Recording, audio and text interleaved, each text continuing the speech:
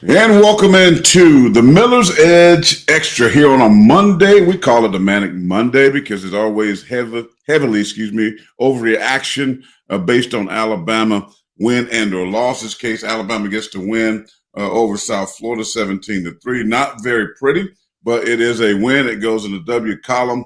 And but we have a lot of questions. I mean, we just finished up the Miller's Edge on the Tide 100.9. Don't have a ton of time because we only got an hour show, so we have so much to say. Plus, this is breaking news. Coach Saban speaks on Mondays right after we get off the air. And we were taping the show, and I'm like, man, if he don't say that Jalen Milroe is the starter at quarterback, I'm going to break these headsets, the Beat headsets. I'm going to break my Apple computer that I just bought, which I broke it anyway preaching last night because I get excited sometimes. You know, it's just the way it is. But the breaking news is this, Christian Miller. Nick Saban saying in his press conference on today that Jalen Milroe is QB1. I'm sorry. But the thing is he didn't say something that I wanted him to say. I wanted him to say Jalen Milroe is QB1 for the season. I wanted him to put this thing to bed. Take my oven is right here. Take the cake out the oven, Nick Saban, and say this is your guy. Ride or die, this is your guy. He said for Ole Miss. Is that insinuating that it's still competition? Or is that what does that say? I mean, he's seen enough for Buckner and Simpson. He said that Jalen Milroe has given them or has played the best out of all the quarterbacks. And that his attitude and leadership shown during the South Florida game, contrary to what Greg McElroy talked about, him having a bad attitude. So I love that the fact that he's starting this week, but why can't we just say he's QB1? Why can't we just say this is the guy for the year? Obviously, if somebody starts playing awful, you make a change, but you still can say, Christian, that this is the guy for the season. I mean, I don't get that. I'm happy. Thank God that he answers prayer, because I was like, if he went with any other quarterback this week, he was telling me that he was okay with having a losing season, because I don't think either one of those backup guys gives you the best chance to win. 100% Milroe. So there it is, folks. Breaking news. Nick Saban saying Jalen Milroe is the starter for the Ole Miss game. He did not say that he's a starter for the season. So, Christian, your thoughts on that? I mean, I'm looking at the play on words here for sure, but I don't know why he can't just say that he's the guy. He's played the best. He's earned it. Let him be the quarterback. And I think that's, man, you play this game when the coach gives you that ultimate sign of confidence, his play is going to elevate. Yep. Right? But when you keep throwing question marks out there. Well, I can answer the question. Oh, please help me. I've got the answer for you. Right. Here's the answer why he's going on a weekly basis, right? Coach Saban is one of those coaches. He's one of those guys where he worries about inflating guys' egos, or basically, getting their head big. Or he doesn't want anything he says or what the media is saying to destroy their work ethic or their motivation, right? That's why he's wording it like that, right? We know his famous phrase, be where your feet are. So that's why he's wording like that. I'm with you. I think instilling that confidence and telling your guy, hey, you're our guy. We believe in you. You've earned this. Now we're going to get behind you. We're going to put you in position to be successful. I think that would be very beneficial to not only Jalen Milroe, but the team, because then everybody can kind of take shape behind their guy. And that's what we just were saying when we were taping. We were saying, look, like if Jalen Milroe is your guy, you got to go all out with him, right? Put him in position to be successful. Right? Take advantage of his skill sets. He's arguably the most explosive, dynamic player on that offense. Tailor the offense to him. We hear a lot about, he's still, learning to be a better reader as a quarterback. Right? That's fine, right? He's not necessarily a pocket passer, and that's okay. But tailor to his skill sets. There's nothing wrong with that. That gives you the best chance to win. And it gives you the best chance for him to be successful. And when he's successful, the team's successful. So how does that look? That means move in the pocket. utilizing his athleticism with the zone reads, the quarterback design runs, right? The boots, the rollouts, get him out there because they're also struggling with pass pro. That's arguably the most glaring issue for the team right now. So give him some help. And you do that by doing these boots, these RPOs, these zone reads, these screens, get them in rhythm, get them comfortable, and then dial up accordingly those play action shots. Throw the ball down the field. That's arguably his best throw. So how do you do that? You establish the run game. You throw those tunnels, the bubbles, right? You work the perimeter, get those guys eager, make them run sideline to sideline, make those safeties have to respect the perimeter plays and their force responsibilities, and then take the shots. He can throw that beautiful deep ball. And we've seen Jermaine Burton and Isaiah Bond. Those guys have stepped up tremendously this year. And so I'm just happy that they're going in one direction. This is what we just were saying on our show and when we were taping. Now you're going into SEC play. You have to pick a guy. Pick a guy, stick with him, build around him, and do what you need to do to make him successful. Give him the most opportunities to have success. And with Jalen Milroe, I think that's what they're going to get. I know you might have to tailor some things a little bit differently, but that's totally fine. It's like if you have a Lamar Jackson at quarterback, he can throw the football, but why would you put him in a system that typically works well for a guy like Peyton Manning? That doesn't make sense, right? Like we've heard people say, it's like putting a square peg in a round hole. Utilize his skill sets and his playmaking ability. This guy can make plays. He's explosive. If you can just work on the turnovers and his ability to read and just simplify it a little bit, that way he's more comfortable, you will have success. There's no doubt in my mind if we saw Jalen Milroe on that field this Saturday against USF, they would have put up at least 30 points easily. I think at least. That's just my opinion. But again, I'm glad we can jump on here and say this on a Monday that Jalen Milroe is a starting quarterback. He's earned it. And I like that you pointed out, Coach Saban did say that in his press conference that he displayed tremendous leadership. That's what I thought I saw.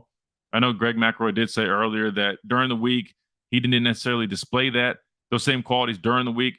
I heard that, he struggled a little bit in practice. I didn't necessarily hear it was necessarily his demeanor or mentality, more so, just, playing wise, he just didn't necessarily have the greatest week in practice. But I liked what I saw out of him on Saturday, whether it was leading the team out, celebrating and showing enthusiasm and excitement when Ty Simpson was in there. So that's what you want to see out of a guy. And I think he did a good job of that. And I'm just excited to see what he can do moving forward. Because again, he's arguably your best playmaker on offense. You just have to put him in position to succeed. So now that you've chosen a guy, let's see it. That goes for the offensive line, the skill guys, Tommy Rees especially. Let's see these guys put it all together. There's no more excuses. There's no more quarterback battle, at least not right now. You have a guy. Let's see them put this plan into action and fully maximize the potential, because there's a lot of potential. This might look a little bit different than what they might have gone into the year thinking they might look like on offense, and that's totally fine. Let's see what this offense can be with this guy as your quarterback, with these playmakers, because these guys are coming along. The receivers are playing well. You've got a handful of tight ends with experience that can play. You got Nye Black, CJ Dupree. These guys got both blocking tight ends, receiving tight ends. The running back room, we saw Jace McClellan and Roydell Williams really step up. Now we just need to see the offensive line step up, not only in the run blocking, because they got to continue to get more push and open up these holes, but they have to protect the quarterback. I think that is going to be imperative moving forward, is to cleaning up that protection, whether that's getting on these guys to make them play better or to help the young left tackle out by putting Robbie Oots over there, putting CJ Dupree over there. They don't even have to sit in there for six-man protection. They can chip as they get on their routes. We both played the edge. That's why this show is called The Miller's Edge. An edge rusher is not necessarily worst nightmare, but one thing that we absolutely hate is getting chipped by a tight end or a running back.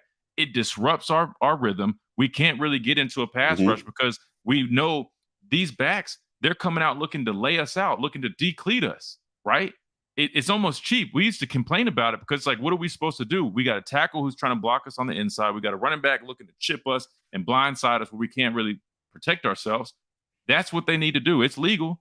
Help the young left tackle out. Protect the quarterback. Yeah. And I guarantee you, if you give Jalen Milroe more protection, you work with them by simplifying some things and giving him an offense that he feels comfortable in, I guarantee you're going to see a much more explosive offense and a lot more success. And here's the thing. I got 3 or 4 things, right? Number one, let's not forget that Jalen Milroe He came in against Arkansas. Let's go back to last year, right? Came in and Bryce goes down. He finishes the game, they win. Starts against A&M, right? He starts against A&M, struggles, turnovers, but he had 3 touchdowns in that game too, I believe, or 2 or 3. But they still won. It wasn't pretty. I think he threw 3 touchdowns against A&M. All right. Then he had a couple of turnovers, yeah. So you got Middle Tennessee. You get Texas. So what he has now? 3 starts or 4? Three starts, and he came in, I guess, for Arkansas. So 3.5. Okay. Or I don't know. 3 starts. Played him 4. I know he's a redshirt sophomore, I believe, but he does not have a ton of playing experience, right?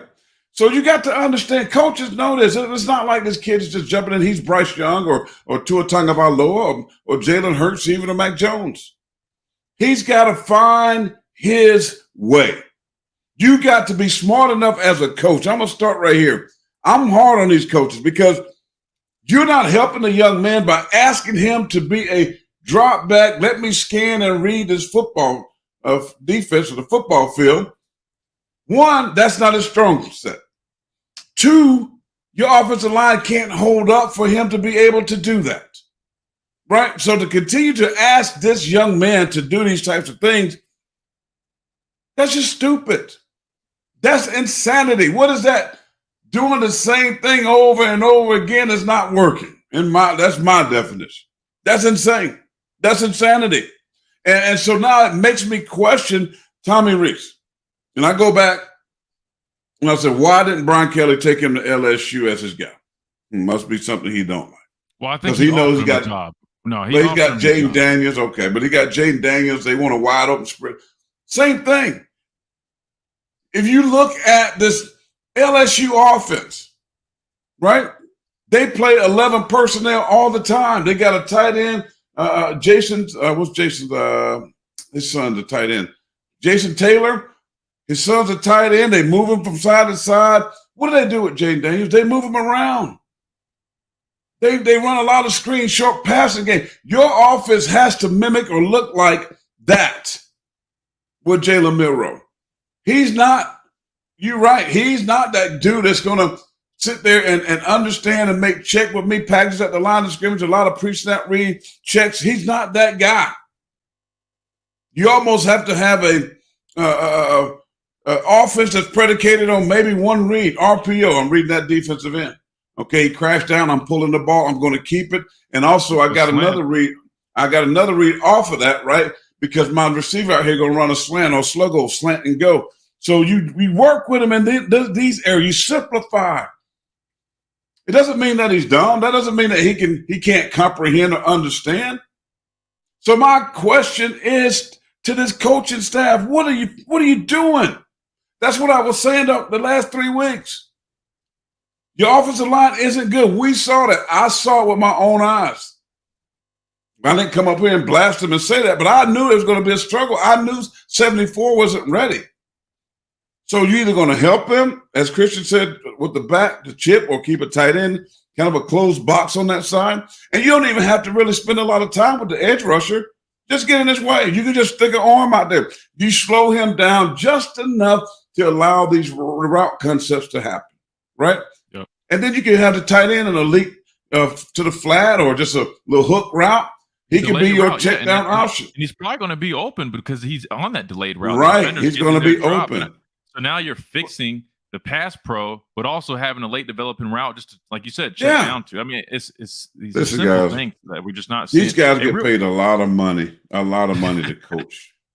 It almost makes me sick to my stomach why I didn't stay with coaches, because these guys are, listen, this is foolish what Tommy Rees is doing. Foolish. Check out what Carlos said. What are your thoughts on that? Saturday was a missed chance to fix Milroe's issues. He should have had started the game. Yeah, good Carlos, 100%. That's why I said, remember I said, you said start Jalen Milroe, let him play, let work on those issues. And then if you want to play Buckner and or Ty Simpson, bring him in later in the game once the game is in control. The game would have been in control had he played, because they wouldn't have blitzed Milroe like that, because they would have given up numerous big running plays, right? So remember that safety was coming all the time. I promise you, if Milroe played in that game, that wouldn't have happened. Nick talked about the exotic blitz package that they had. They did. But if you don't have anybody there that can see that, and then boom, why didn't you run any quick quarterback runs, design runs? Because Milroe wasn't in the game. But why not expose those blitzes either with like a quick pass or hit? You know what I mean? Like screens. There's so many different ways to counter those blitzes or heavy pressure. Like, and that's what I think He's not smart, bro. I want to see them take advantage of that, right? Like we know I'm that from playing worried. the game, but look, folks, I know you guys probably play Madden, right? What happens if a team runs all out blitz? What do? You just throw a quick pass, quick screen or something, and you completely neutralize that. Like, I just don't understand why we're not seeing. That's what I'm saying, Chris. This is why I still have a problem. I'm glad Milroe started. Right decision. Right. But will the play calling change? Will we see Tommy Rees, Texas? Or will we see Tommy Rees that he started to do the right things with Tyler Buckner? Quarterback runs, RPOs, in crash down. Tyler, remember a couple nice runs, stuck his foot in the ground, got upfield, got a first down. You have to, as an offensive coordinator, impose your will on that defense. Put the pressure on the defense. In these early games, they have allowed the defense putting the pressure on them. They got to change that. All right. Yep. So that's the issue. Alabama, folks, has a lot of talent. They do. But it doesn't freaking matter if you don't use it or if you don't understand how to put them in position to win. It's just that simple. Most coaches would tell you. I mean, Jalen Hurts, if you ask him to be Peyton Manning or Tom Brady, he would fail. Yes, he would make some nice throws, but overall, he would fail. Right? If you ask Russell Wilson to be that, he would fail. Or Lamar Jackson, he would fail. Heck, even Josh Allen. You have to be able to be innovative and say, what is my guy? What does Jalen Milroe does best? We all know. Well, he runs the ball. He's a freaking phenomenal talent, like Lamar Jackson, right? He throws a heck of a deep ball, better than any. We talk about all these quarterbacks, but his deep ball is better than most people in the country. I mean, it is. We've seen it over. We saw it in the scrimmage. We've seen it in the games.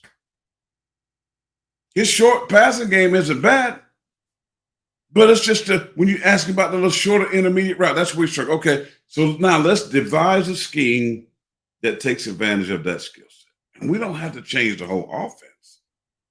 It's already there because you know why?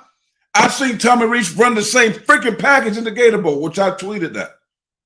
Everything I'm saying, go look at the Gator Bowl against South Carolina. So you can't tell me that's not in your repertoire. All right. Here's another thing I'm going to say. I'm not letting Jalen off the hook either. I appreciate the leadership. I appreciate the kumbaya. But now, son, you got many people that are supporting you. Don't let them down. That's fair. Don't let them down, bro. You have people that now come back to you and say, you're the guy, your opportunity, your ball is in your hands, bro. Don't let this opportunity fail because that's going to be on you. And there's a lot of pressure, right? Everybody's watching.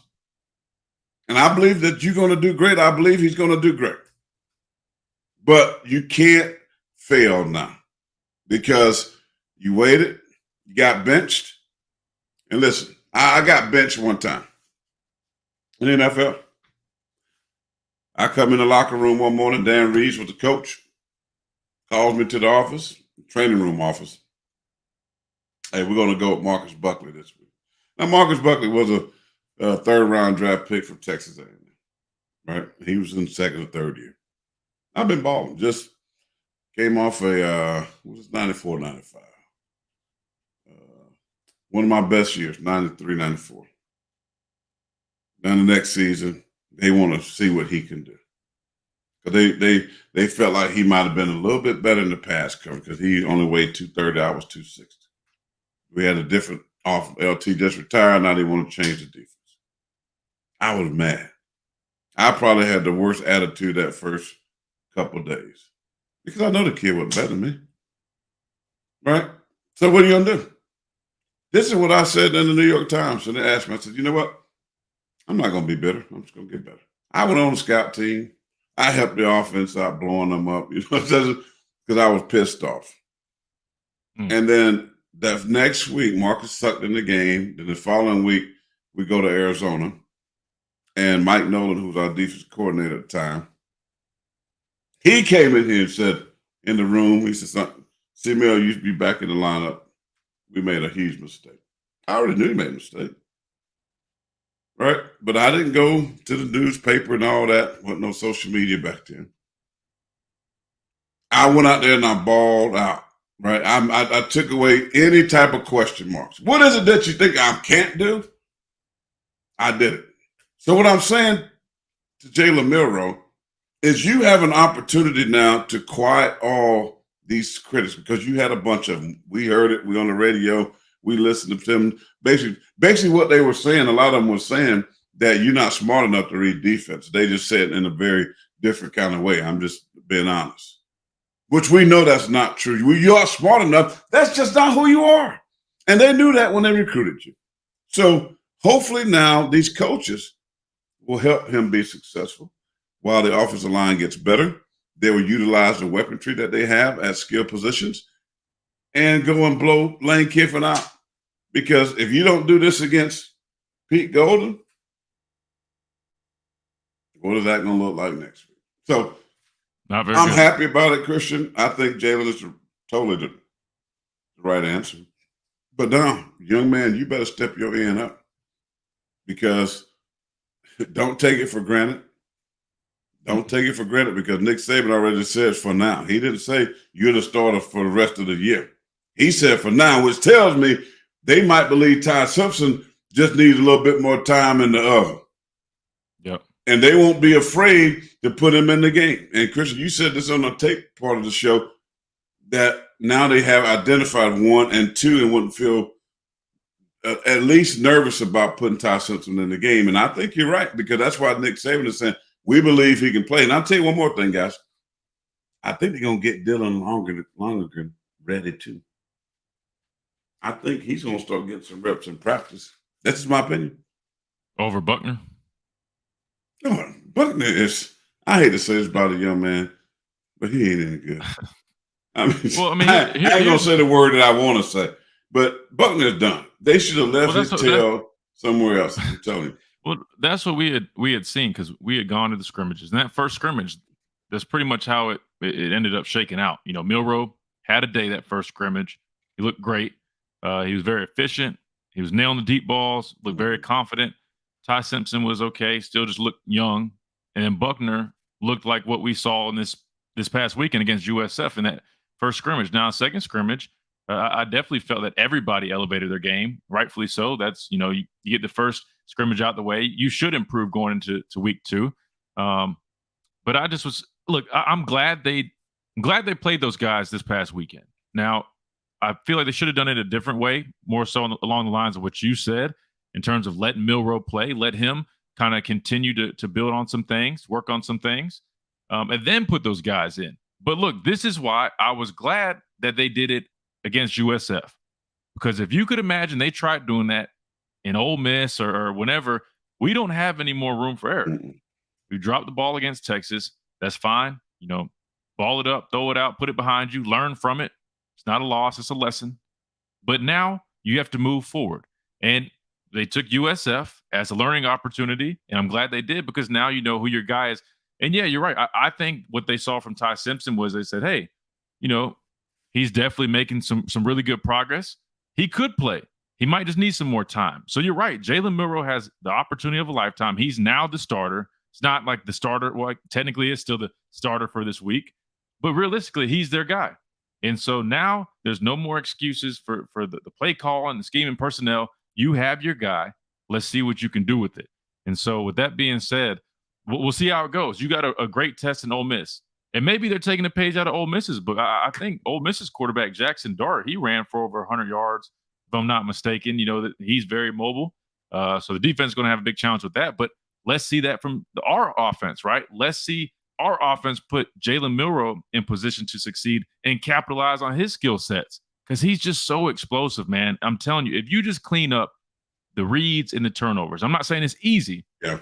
You clean up those things for him. He's arguably one of the most dynamic players in the country, without a doubt, right? No, he's not a Shedeur Sanders. No, he's not a Bryce Young who's really, cerebral, pinpoint accuracy, but that's okay. He can still be very effective for this football team, and I think that's the right direction. Let's go to some of these comments. We got a lot of people in here. Again, appreciate all your support. If you're just tuning in, we're reacting to the All news. the love. Jalen Milroe, thank you all so much. Being named starting quarterback for Alabama following USF, where he didn't even see the field. Again, I'm Christian Miller, former Alabama linebacker, played with the Carolina Panthers. That's my dad. He's a 9-year NFL veteran, played 8 years with the Giants, 1 year with the Vikings. We host the show on Tide 100.9. Weekdays, Monday through Friday, called the Miller's Edge, where we really cover Alabama, cover the SEC. But now, people want it more. And so we brought it over to YouTube, where we go live, we react to things. We have a post-game show we're doing. So, again, thank you guys for joining. Let's let you guys in on the conversation since you've heard our analysis. So Spencer says, finally, we got a quarterback locked in. Now let's build the offense around this guy to put him in the best position to succeed. Exactly. That's what you have to do. And that's what the best coaches do, right? I get it. You don't want to necessarily change everything for one person. But when you're working with what you got and your resources are limited, you have no choice, right? And that doesn't mean you change everything. But like we said, Tommy Rees is very familiar. It's in his repertoire to run RPO, zone reads, screens, all that stuff. But we've seen it at Notre Dame. And we've even seen it from Alabama. Now, they might not have ran that as much with a guy like Bryce Young, because you don't necessarily have to, right? You let him read and throw the football downfield. You let him make this. That's the type of quarterback he is. Now you're dealing with a totally different guy, and that's fine. But now it's your job as a coach to put him in the best position to succeed. Put him in the best position to make plays. Utilize his skill sets. Do what he does best. And so now it's on the coaches. There's no more excuses. You have your guy. Now it's time to build everything around him. Give him support, right? It doesn't matter on the college level, NFL. The best coaches take their best players and they put them on the field in position to succeed. Doesn't matter if it's a quarterback, running back, offensive line. So that's the next thing. What do they need to do for the offensive line? How do you fix that? Because that's going to tie hand in hand in Jalen Milroe's success. Because we already said that. We've been saying this. Until they address those glaring issues like the pass pro, being able to run the football consistently and effectively, doesn't matter who's playing quarterback, doesn't matter who your head coach is, you're not going to have success. So what we've been saying was, what stands out is the young left tackle, right? He's young. He's inexperienced. He's still learning and developing. Help the guy out. How do you do that?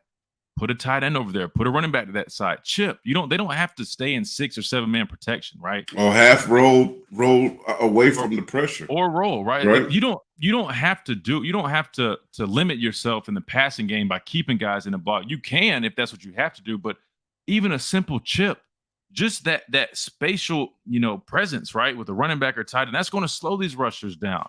And not even that. I mean, when you got guys that are just trying, because he opens up the gate. I talked about this, right? I talked about how the important part of a tackle is stay on that plane, on that line, kick, keeping those shoulders square.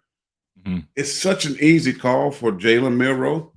It's run quarterback draws, right? So, hey, 100%. Come on, snapping that edge guy way up the field. He's opened up a freaking 18-wheeler truck-size hole. Yeah, let him go. Now, let Milroe, boom, run up off the tackle, between the guard and tackle. That's open. Give him a one-on-one middle linebacker. I'll take that all day. He going to make him 100%. Miss, right? Run off the corners. Run off the cornerbacks here with the receiver like it's going deep, right? That's all you got to do. And I'll take it a step further, because you're right. When you're a team with great pass rushers, what do? They do draws, they do screens. You have to find a way to neutralize that. And so with Jalen Milroe, I feel like one of their go-to plays, and obviously you can't do it too much, but this should be, and we saw it versus Texas, I think, but this is what you do. You start with 4 open look, right? Have the running back in the backfield. You motion him out, sprint out to empty. That's going to declare if it's man or zone. As soon as he sprints out, somebody's going to have to respect that. That's when you drop back, quarterback draw right up the middle, right? And especially if they're in man, all their backs are turned, man. I've seen it a couple times in the first 2 games with Jalen Milroe, I think they called it. But we need to see more of that, man. That's easy yardage, man. Easy yardage. Let's get back to these comments. Run Milroe offense out of the pistol. I agree. I like the pistol offense. If you're going to try to run the football, especially, with the man blocking schemes and try to be a powerful running team, I like that a lot better. because when you have an offset back, I mean, you have to respect the backside, find a way how to at least try to cut off or defend the backside, and run out of the pistol gives you more options, in my opinion. Yep. So I agree with you. Spencer also says zone read RPOs, quick screen games, some play actions mixed in. Also get Jalen on the edge and move the pocket. That's exactly what we've been saying. That's what you have to do. You utilize his skill set. You play to his strengths. So let's hope we see that. We know that these fans and the watchers and listeners on here, they know that. Why the heck does Tommy Reese don't know that? That's getting paid $2-3 million. Why can't he? I mean, we know that. Oh my God. I mean, that's what I'm saying. Sometimes simple is just better. And I thought about this too when you were talking, Christian. Maybe, Saban's saying, well, we want Bama offense to be Bama offense. Well, Coach Saban, newsflash, it needs to change. Because Bama's offense has been Mac Jones and Bryce Young and Tua Tagovailoa, right? Where we throw it 40, 50 times. That's been the Bama's offense. Think about this now. This was said. Tommy Reese not bringing his offense, but we're going to run Bama's offense. Well, I'm thinking maybe Tommy Reese might need to back just a little bit, because maybe Coach Saban is telling him to run this type of offense. Right? Because I've seen Tommy Reese's offense, which is run RPOs, quarterback runs, that I saw and went back and watched. But what they asked Jalen Milroe to do against Texas was Coach Saban Alabama's offense. Right? That's a good point. You can't run that. Let's think about this. Now, we ain't said this, but this came to me when you were talking, Christian. I think this is Coach Saban's fault. Because I think Coach Saban has told Tommy Reese to run Bama's offense, which has been a lot of sit in the pocket, scanning and reading. Right? Think about it. We saw a lot of them yesterday. Mac Jones versus Tua Tagovailoa was last night's game. Two, obviously, just throwers of the football. Right? We've seen Jalen, who suits more Milroe. Right? He left and went to Oklahoma, and he ran that offense, which is really set up for a lot of RPO and athletic quarterbacks. Even the kid at Southern Cal right now. Right? He's not your typical drop back. He runs around, extend, he make can throw plays. that football, though, boy. He can throw it. No, I'm just saying, but you're right. He uses his athletic skill set too. Right? Yeah. So, but Alabama's offense has been Tua Tagovailoa, Mac Jones, Bryce Young. Right? Bryce was not a runner of the football. So maybe Nick Saban has told Tommy Reese not to run his offense, because what I've seen, which I've been peed off about, Tommy Reese's offense was an offense that looked more to fit Jalen Milroe.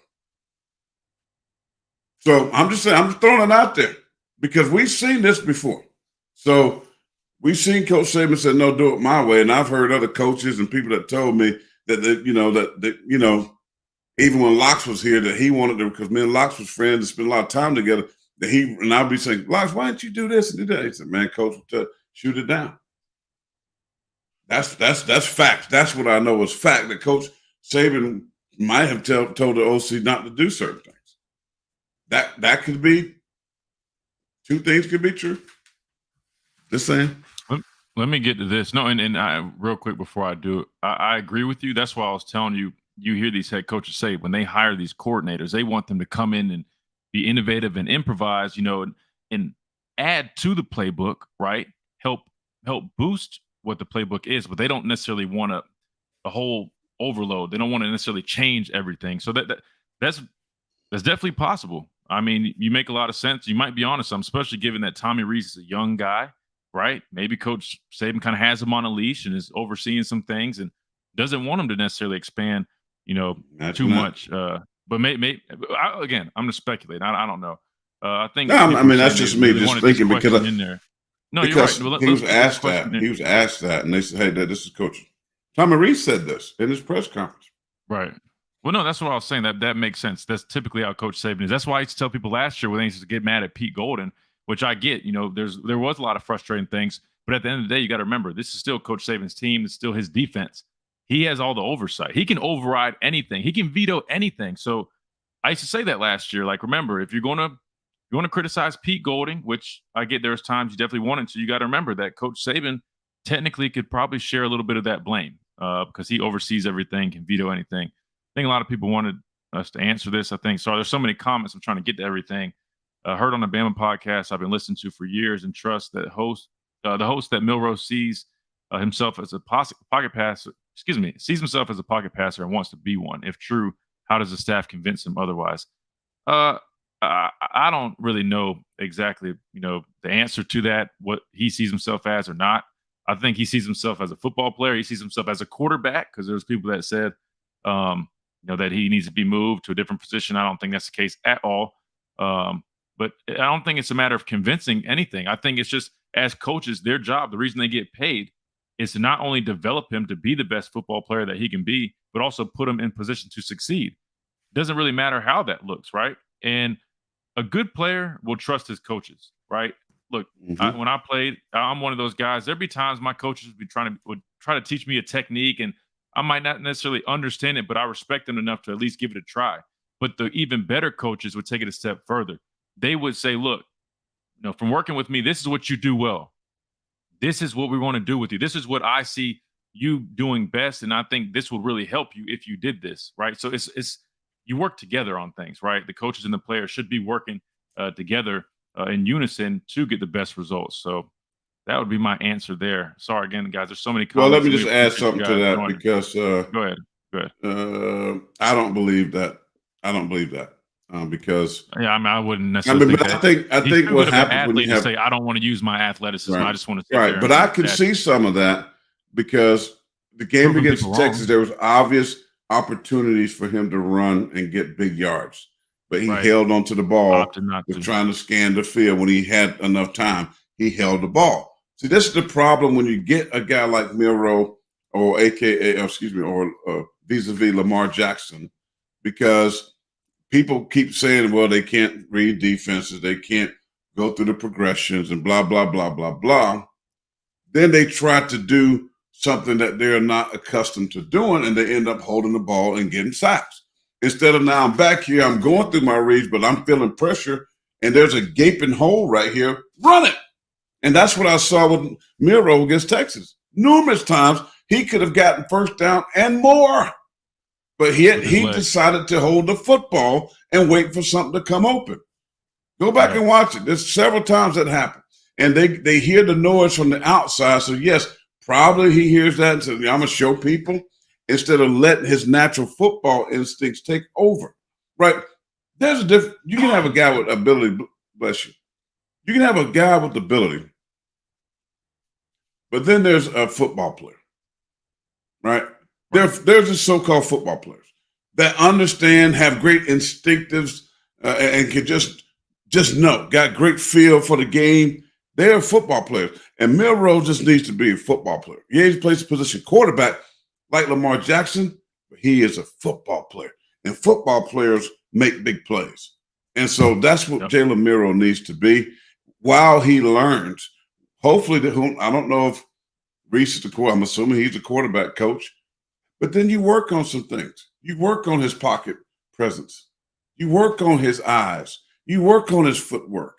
I mean, the guy worked all season. We saw him down in Florida throwing the ball to his receivers, right, this summer. Yeah. So he can make the throws. I mean, but you got to work and develop the kid. To be consistent. Yeah, 100%. No, that's you got to continue to work with him, but not taking away his athletic ability. No, I agree, because you're 100% right. He definitely looked apprehensive in that Texas game to take off and use his athleticism to make plays. And I think that's probably what you heard those hosts say. They probably were. That's what they meant, is he's trying to prove himself prove to others that he himself can be a thrower of the football, more so of a pocket passer. I don't think he wants to necessarily be one. He just wants to show that he can, because I've seen him make these throws. He can make the throws. He just has to be more consistent. Man, you need to make sure you're paying that Wi-Fi bill, man. You freezing up. You sound good. You just keep freezing up. Yeah. I'm not freezing up on my screen. That might be yours, player. George Scott, stop throwing 5 to 2. Yeah, of course not. Now, stop throwing 5 to 10 yard pass outside the hash mark into the flats. That's not a throw Milroe's good at making, keep it down the middle, screens and deep. Yep, that's exactly what we were saying, George. I agree with you 100%. Yo, hit the like button. If y'all like what y'all are hearing, let's support these two guys who's taking time to spit knowledge and give us their opinions. Hey, I appreciate that, man. I look because all the likes and comments and subscriptions, excuse me, it helps us gain traction, and the more traction we get, the more stuff we can do and keep getting our stuff out there. So we appreciate all the support that you guys are giving us because we really, like I said, man, like we love talking ball. We both played college, both played in the pros. So we just like giving our analysis, sharing our opinion, then letting you guys join in on the conversation. Because it's really, man, we really take the time to do this because we want to educate you guys from a football perspective, from a football mind on what we're seeing and what's going on. Because nowadays, man, you've got a lot of people that just like to talk and are just repeating what they're saying and they don't necessarily know. And that's okay, but we want to really educate based off our football experience. So we appreciate all the support. Todd said Reeves is in over his head. I think he's still just, growing and developing. He's a young guy, young coordinator, but he definitely, I'll say he needs to improve. He needs to improve and give this offense a chance. Because I'll be honest, defensively, besides that fourth quarter in that Texas game, we played some pretty solid football. We've been attacking the football better. Last year, we struggled with turnovers. We forced a lot more turnovers this year. Pass rush was a little non-existent against Texas, but it came alive against USF. They got the guys. We could be a little more consistent stopping the run and stopping some of these quarterback runs. USF, their quarterback had, before the sacks, had over 100 yards rushing. You're going against Jackson Dart and Ole Miss this weekend, so that's going to be another challenge. So we can clean up some of those areas. But overall, man, this defense is keeping us afloat right now. So there's some positives. If we could just get this offensive line to play better, work with this play calling to tailor to this offense and the personnel that we have a chance, guys. I mean, all our goals are still attainable. Everything's still achievable. We still can win the SEC, go to the playoffs, win a national championship. Everything is still on the table right now. So, like Coach Saban said, this team got a long way. I'm just saying, I think they can win the SEC. I'm not even. Let's not even talk about national championship right now. This team is so far from that. Let's just keep it real and honest. This team is not even. They can't even sniff no national championship right now. The way that offensive line. Let's just worry about Ole Miss because that is where we at. Be where your feet are. Come on. That's what I said. That too. Well, they better be where Ole Miss is. Because let me tell you something. They got firepower.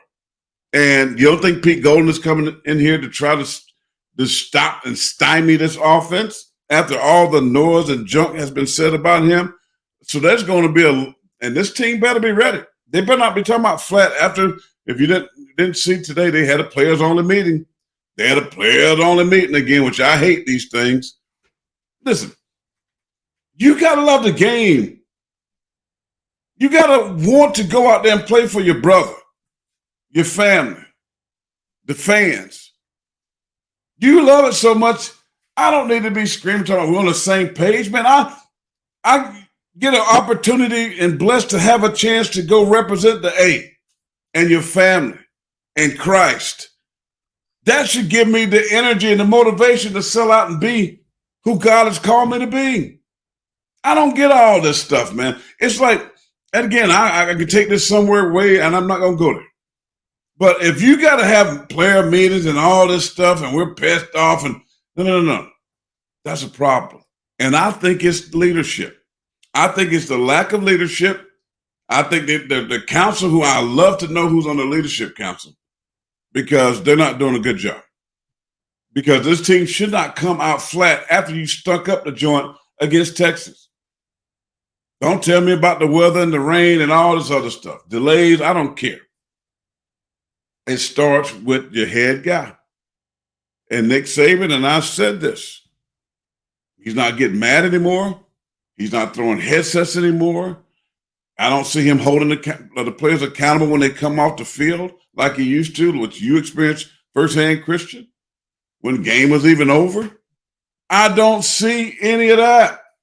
I don't see his fire because those players are looking to him, right? And if it's casual response, they're going to be casual. So when they mess up, they're going to be casual.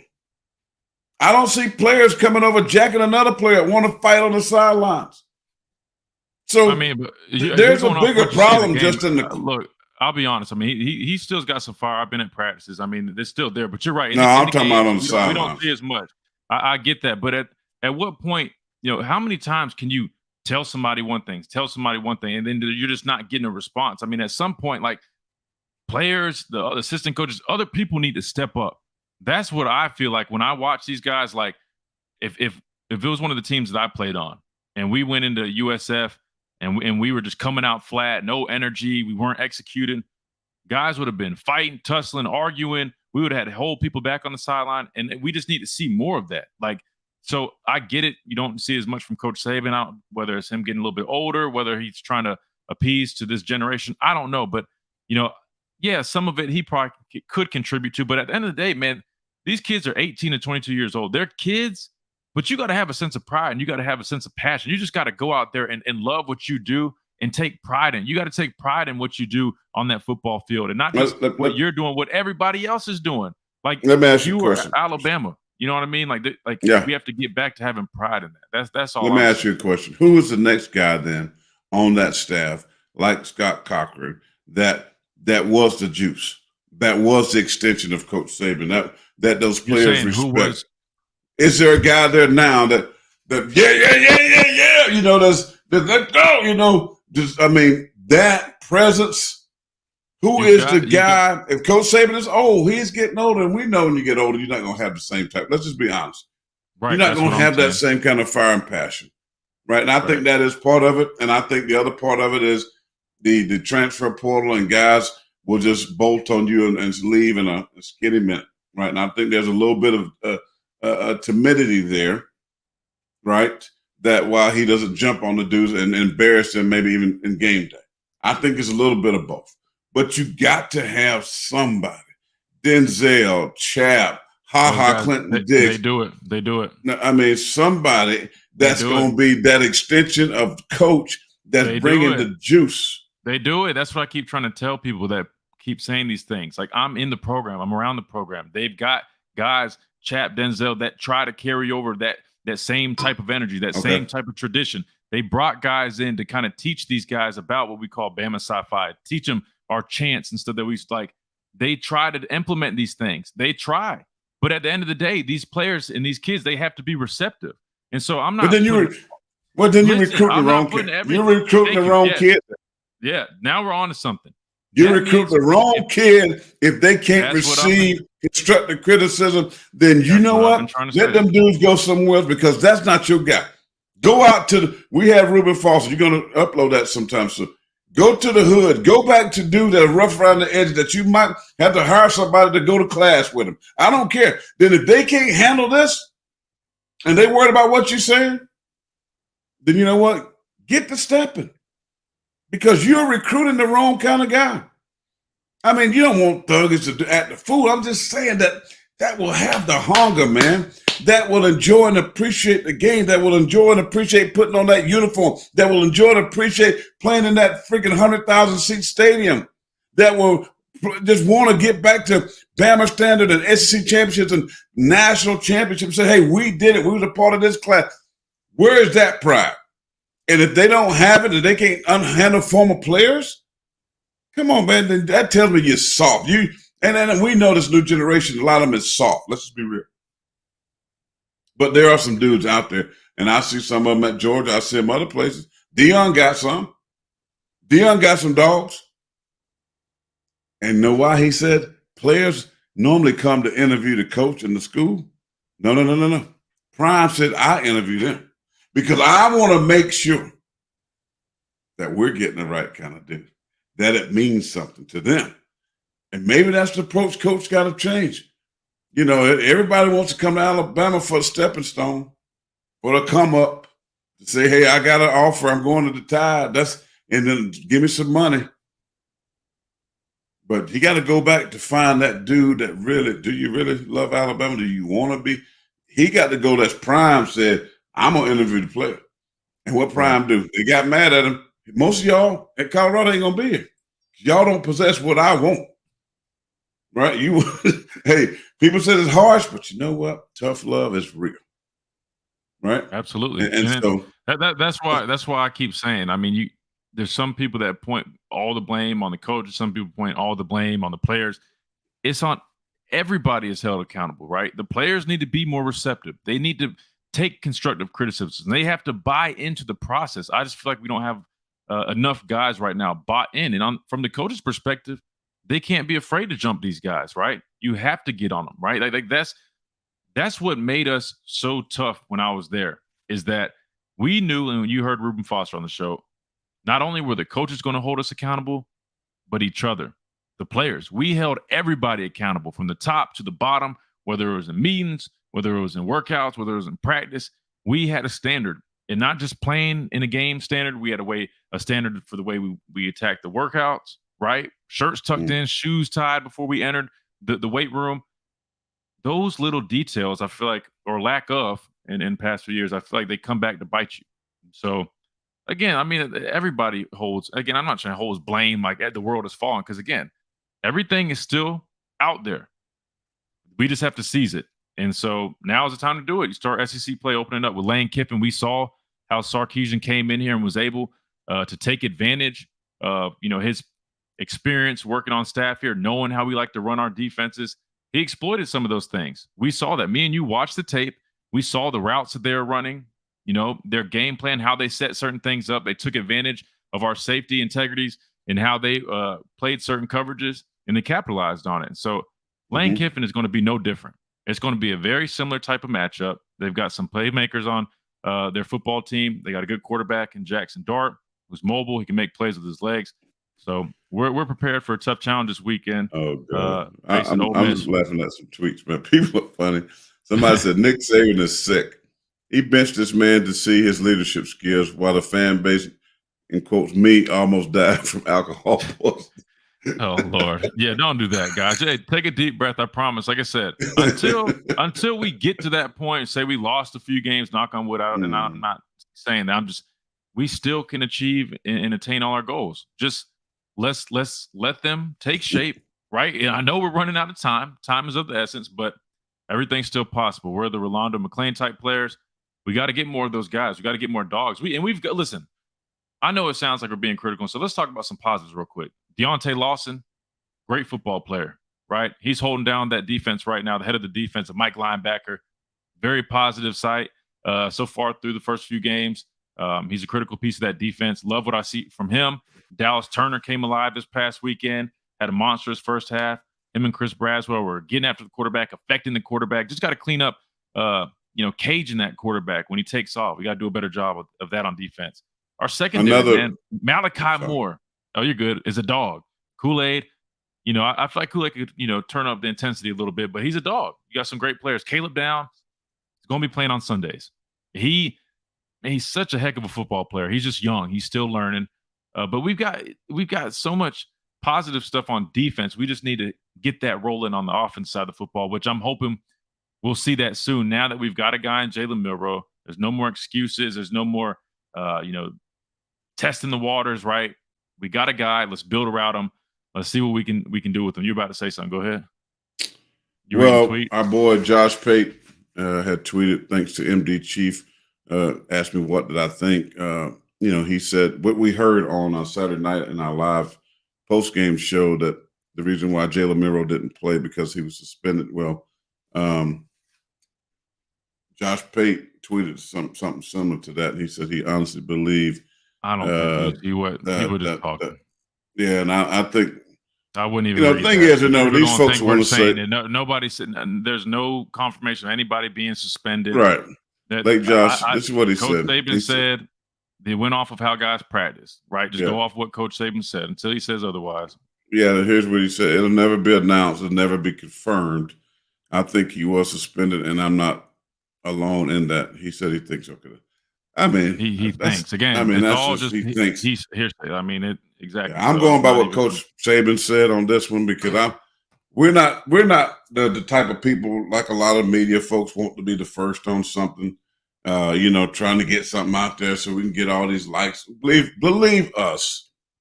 If we wanted to do that, I've been in media over 20 years. I could have broke news all kind of ways.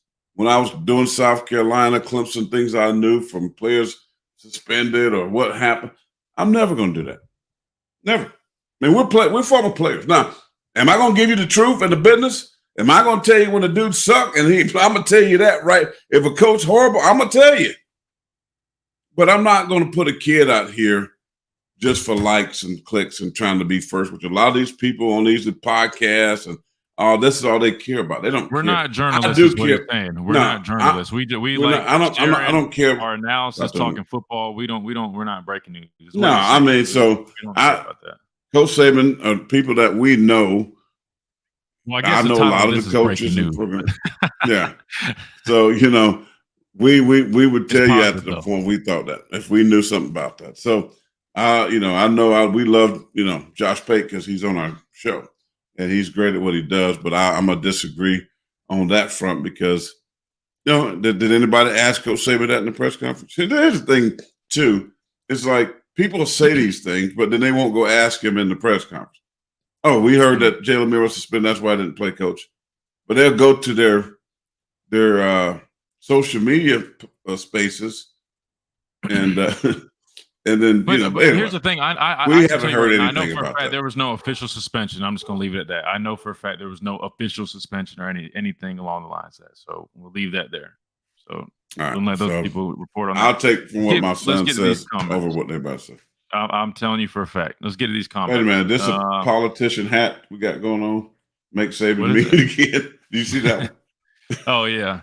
Well, no, I mean. Make Saban mean again. That's pretty funny. You're just trying to get guys in line. I mean, we heard him, though. You got to know when to pat him on the butt, kick him on the butt, or whatever the other one was. But you just got to get guys to buy in, man. They have to trust and believe on what you're doing. That's the most important thing. Because sometimes guys just look apprehensive or a little hesitant, man. You got to go. You need guys playing full speed, confident in what you're calling, confident in what they're doing. And it shouldn't even matter really what they're – guys, with the talent we have, it shouldn't even matter what the play call is. Guys should just go out there and execute and be able to beat the man in front of them. If we're being honest. Now, obviously, the coordinator should help. But I'll be honest. I'm all about holding players accountable about execution. We should have a saying, if everybody is on the same page, it doesn't matter the call. As long as we go out there and execute, we'll be fine. Might give up a few yards here and there, but as long as we're not having mental errors, we're on the same page, and everybody knows the call and they're playing that same call, we can live to see another day. But what can't happen is if we got 10 guys doing one thing, one guy doing another, give up mental error. Mental errors lead to explosive plays. Explosive plays is losing ball. So you got to clean those things up. Mike says, C. Miller and the Pastor Roll Tide guys, great show. Loved watching you play and love y'all's show. Roll Tide. Appreciate that, Roll Mike. Tide, man. Mike. Thank you, brother. We're glad to have you guys in here. Like I said, we're just coming on here talking about the news of Jalen Milroe being named starter. Want to hear what you guys have to say. We've been talking a lot, giving our analysis. I know there's a ton of comments trying to get to them, but what do you guys think? Do you think it's the right move? You think Jalen Milroe is the guy for the job at Alabama? How do you see things going forward? Or do you think otherwise? Do you think there's another guy that you feel should be there? We clearly feel like Jalen Milroe is the guy for the job. We've been saying that. We feel like, he's just the most dynamic playmaker. He gives you the best chance to be successful and to make plays. And I think we learned that this past weekend without even seeing him. And so curious to see what you guys Well, I think we can move from that question because we all know that I don't think you're going to see many fans saying maybe that Joseph that called our show that said Alabama will never win the championship. Some people I'm just saying, I think the overall assessment now that people had a chance to really see that Jalen Milroe gives his team the best chance to win. So thank you, Crimson Tide Beast. Great show, guys. Keep up the good work. Roll MF Tide. So I can't say the MF, but I'm with you. Listen, I think everybody sees. So I'm taking it past the quarterback. I'm past that now. Milroe's the guy. Now I'm pointing and I'm looking at Tommy Rees. And I'm looking at him to see. This week's going to tell me a lot. Will they develop some type of offensive identity? What is that going to look like with Jalen Milroe, the guy? We ain't worried about somebody else playing this. Here's the ball, Jalen. Here's the keys to this Ferrari. Don't wreck. But I'm looking at Tommy Rees because it's going to tell me if he has any type of innovative bones in him. Is he a smart guy? Will he be like Steve Sarkisian, who understood Alabama's defense and did something a little bit or totally different than what he saw in the film because he knew the defense?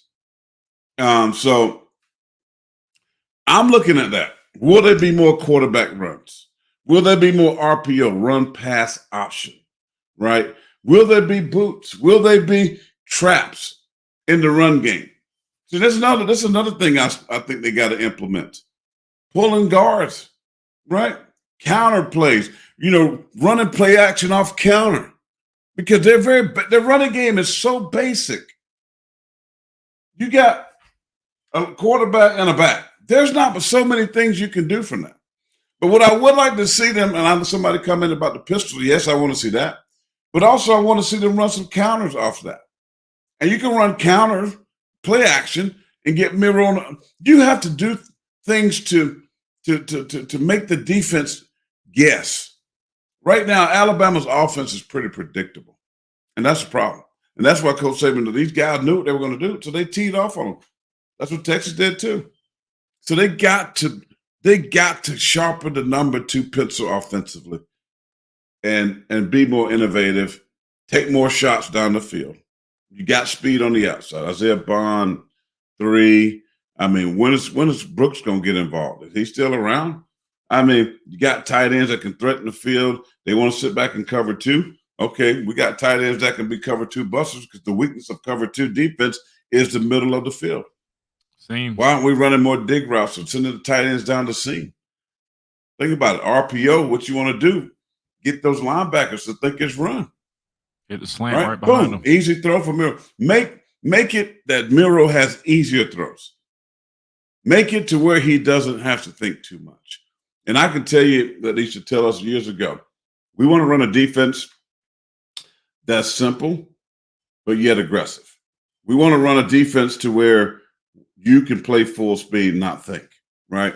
Because anytime you ask a player to think too much, it takes away from his ability to play the game at a high level. So simplify, but yet be innovative, right?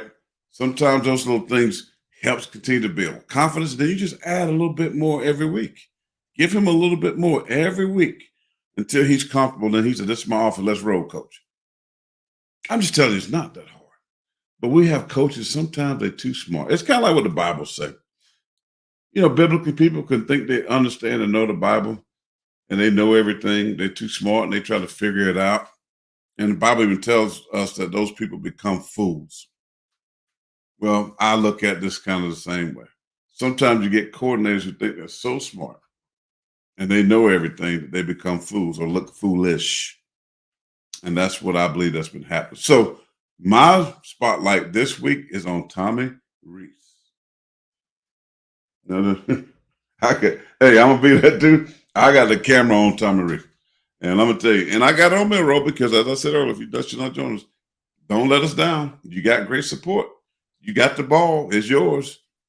Now you better take it and run with it. No pun intended. Absolutely. I'm gonna read a few more of these, and I gotta get rolling. Again, we're going on an hour. We really just want to going to the gym. Yes, sir. Got to go get my workout in, man. I'm going to get some workout in. Well, I need to do that on the way there too. But I'll read a couple more, then we're gonna get off here. But make sure you guys like, comment, and subscribe to stay tuned for everything that we got going. We're gonna keep doing this. So the more support we get, the more we can hop on here and do a lot more. Ask me what else would they like us to do? Anything different? Yeah, and if you got anything, we can bring some guests on here too, right? Can we sit? Yeah, absolutely. We can start bringing our guests because, again, I'm Christian Miller, former Alabama linebacker, former Carolina Panthers linebacker. It's my dad, Corey Miller, 9-year NFL veteran with the Giants and the Vikings. So we have a radio show we do Monday through Friday, 11 to 12 Central Time on Tide 100.9. So that's what we do during the weekdays. But then now we're hopping on here on our YouTube page. So make sure you subscribe to stay up to date. I post all our interviews from our radio show on here, but now we're going to start hopping on here, giving post-game analysis, breaking things down, doing all that good stuff. So just thank you guys so much for all your support and tuning in. This is about you guys. We want you guys to join in on the conversation. We want this to be educational, answer any questions that you might have from our perspective, from playing football so many years. So just appreciate everybody being in here. So like, comment, subscribe to make sure you stay up to date. And read a couple more, then we want to get out of here. And again, any suggestions if you want us to do any interviews, you want us to break other teams down, SEC stuff, whatever you guys would be interested in, let us know. We're glad to cover it. One more quick point. Go ahead. Well, I want to just one minute and then we can finish. I'm not going to confirm nor deny that I haven't heard that Travarius Robinson was calling the defensive plays. Well, Lane Kiffin said that that's what they see. That Kevin Steele, the defensive coordinator, is Travarius Robinson, but Coach Saban debunked that in his press conference, said that Kevin Steele is the defensive coordinator, but Lane Kiffin was suggesting that it was T-Rob. And we have heard that. I have heard that before that even came up. So that's very interesting. Maybe we'll get into some of that tomorrow, Wednesday. Yeah, we definitely could talk a little bit about that as well. What's a big kahuna? Wade's World. I don't know. Big Philly cheesesteak does sound good, though. Ty Simpson's not ready. He's definitely talented. Low quarterback awareness. Slide him for the first down on that 3rd and 15. Could have got the first. Yeah, those are going to be inexperience and rookie mistakes. But I think he's got potential. He's got an upside. Ty Simpson does have an upside. He's got. I feel a lot better about Ty Simpson than Buckner. Oh, without a doubt. I think everybody in here would agree with you. Are you going to start a call-in segment? I'll be honest. If you guys ever want to join in on the phone lines, tune into our radio show Monday through Friday on Tide 100.9. You can either download the app, Tide 100.9, or how do you do a call-in segment? I kind of like that idea. How do you do that? I mean, look, guys, I'll be honest. We kind of just started hopping on here. We did it, months back, but now we really picked it back up. So we're just kind of getting rolling. We really just kind of hit the ground running. We really taken off, which is great. So I'm sure we can figure that out soon. We'll try to work that in there. But that's why I'm trying to utilize the chat section, kind of get your questions in. But maybe I like salt, pepper, and fire. I like that. Yeah, salt, that's right. Fire. Any chance you could do some work with the Bama Standard? We actually do, believe it or not. We hop on their show pretty frequently, and then when they go live from the Bryant Museum, I normally go hang out up there with those guys. So we work with Justin and Bo and those guys. We do some stuff with them, and but yeah, we're gonna this is gonna be big, guys. I'm telling you right now, we're getting ready. We only have an hour on the Tide on the radio. Yeah, we got some big things planned, so make sure you guys stay up to date. Yeah, we're really just getting started. We got great guests just sitting in the oven.